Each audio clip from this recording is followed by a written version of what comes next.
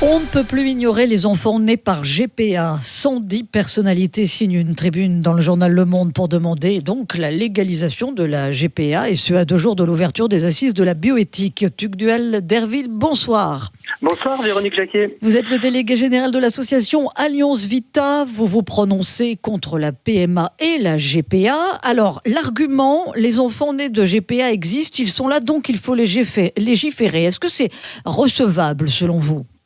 C'est toujours la même chanson et d'ailleurs les mêmes signataires, non. Ces enfants, ils ont effectivement été conçus à l'étranger.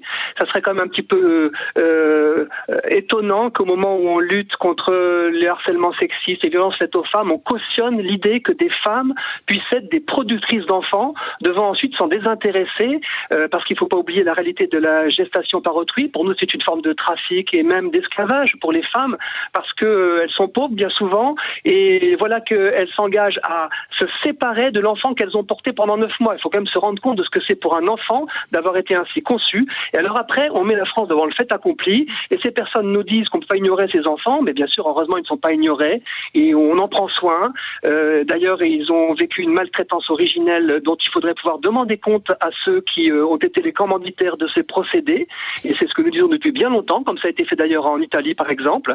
Et ces enfants ont une filiation. C'est ce que disait Manuel Valls lorsqu'il s'est engagé contre la gestation par autrui. Alors ils justement, ont une filiation. Oui, Tugdual Derville, Oui. on ne peut pas parler d'enfants fantômes, hein. Ce sont pourtant les mots employés par les signataires de la tribune, parce que ces enfants ont un acte de naissance à l'étranger, c'est ça ?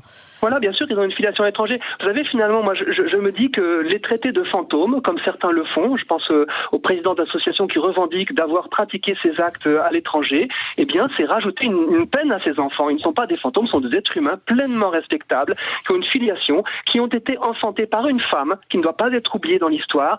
Et on a vu des histoires, oui, il faut le dire, sordides, avec des commanditaires qui parfois ont refusé l'enfant qui était qui devait être livré parce qu'il avait un handicap, et la maman finalement élevé son enfant. On voit aux États-Unis des conflits juridiques où on s'arrache un enfant, où on essaie de demander des comptes à la femme de ce qu'elle a fumé ou pas fumé, bu ou pas bu.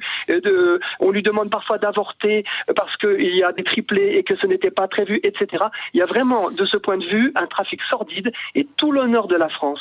Et le Conseil d'État l'a rappelé, c'est de ne pas se caler sur le moins-disant éthique, d'avoir une vision des droits de l'homme et de la femme en France qui s'impose au reste du monde. Dernière question, Tugdual Derville. Les signataires s'appuient aussi sur un récent sondage où une majorité de Français seraient maintenant pour la GPA, au titre que l'évolution évolue. Alors ça aussi, c'est un argument à la mode.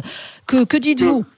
Oui, on a regardé attentivement ce sondage. En fait, on ne questionne pas les Français sur l'intérêt de l'enfant. On les questionne toujours en disant est-ce que vous êtes favorable à de nouveaux droits. Et l'instinct compassionnel, et aussi peut-être aussi la façon victimaire dont les personnes ont présenté de la gestation par autrui, les mères porteuses, fait que les Français, ils sont entraînés. Mais quand on leur parle et on les a interrogés sur le droit d'un enfant conçu par des systèmes artificiels de procréation, d'avoir un père et une mère, et de garder leur père et leur mère, ils sont une immense majorité à dire que c'est bien préférable pour un enfant. Et donc nous prenons dans les états généraux de la bioéthique, avec Alliance Vita, avec beaucoup d'autres, avec le Corp, avec Sylviane Kaczynski, avec Charlie Hebdo aussi, nous prenons le parti de l'enfant contre le marché mondialisé de la procréation qui fait des êtres humains des objets, des choses qu'on va acheter. Je ne nie pas la douleur de l'infertilité, on y est confronté dans nos services d'écoute tous les jours, mais la loi doit poser des limites. La loi est là pour protéger les faibles de la toute-puissance de nos désirs à nous les forts, à nous les adultes. C'est très important que l'enfant soit protégé de certains désirs, parce que sinon on bascule, on glisse vers finalement l'enfant chose, l'enfant objet, et ça c'est ce que nous ne voulons pas, je crois, personne d'entre nous. Et vers une déshumanisation. Merci Tugdual Derville.